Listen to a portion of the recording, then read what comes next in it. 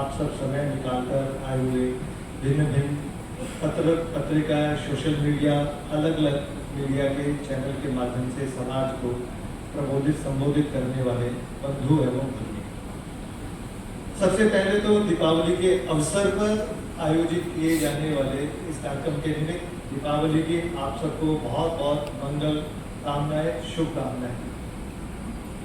भारत का एक काल चल रहा है जब भारत पूरे विश्व में उन्नति प्रगति की दिशा में आगे बढ़ रहा है। हमारी स्वतंत्रता के एक लंबी यात्रा हो गई है और भारत को पूर्ण विकसित होना है। उस दिशा में प्रत्येक भारतवासी के मन के अंदर अरमान है भारत आगे बढ़े। और भारत की स्वतंत्रता के होने से पूर्व 1925 में राष्ट्रीय स्वयंसेवक संघ प्रारंभ हुआ। संघ जब प्रारंभ हुआ तो संघ की जो प्रतिज्ञा स्वयंसेवक उस समय लेते थे तो उसमें पहला संकल्प यही होता था, हम अपने राष्ट्र को स्वतंत्र करवाने के लिए राष्ट्रीय स्वयंसेवक संघ के घटक बनेंगे। संघ का लक्ष्य प्रारंभ से ही अपने राष्ट्र की स्वतंत्रता और अपने भारत के उत्कर्ष के लिए कार्य करना।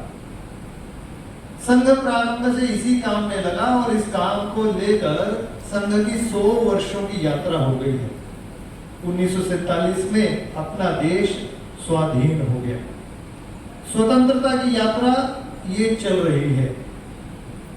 हम में से कईयों को लग सकता है कि स्वतंत्रता तो 1947 में आई, शाब्दिक अर्थ में आई, परंतु स्वतंत्रता 2 शब्द का संकेत करते हैं। पहला है स्व का भाव और दूसरा तंत्र का भाव। तो भारत को मूल रूप से उस विचार से मुक्त होते हुए अपनी परंपरा, उस विचार के आधार पर जो हमारे देश की संस्कृति ने दिया, जो हमारे देश का दर्शन है, उसके आधार पर उस स्वतंत्रता को प्राप्त करने की दिशा में कुछ प्रयत्न चल रहे हैं। शेष हम सब उस प्रयत्नों को लेकर आगे बढ़ने वाले हैं। 1925 में जब संघ प्रारंभ हुआ तो संघ के सामने कुछ प्रश्न थे समाज जीवन के जो हल करने के लिए, और उन्हीं के लिए राष्ट्रीय स्वयंसेवक संघ ने काम करना प्रारंभ किया। 100 वर्षों की जब यात्रा को देखते हैं तो संघ के लिए गौरव करने का विषय भी है। जब संघ प्रारंभ हुआ था तो हम अपने समाज जीवन के सामने देखते हैं तो पहला प्रश्न तो स्वतंत्रता का ही था।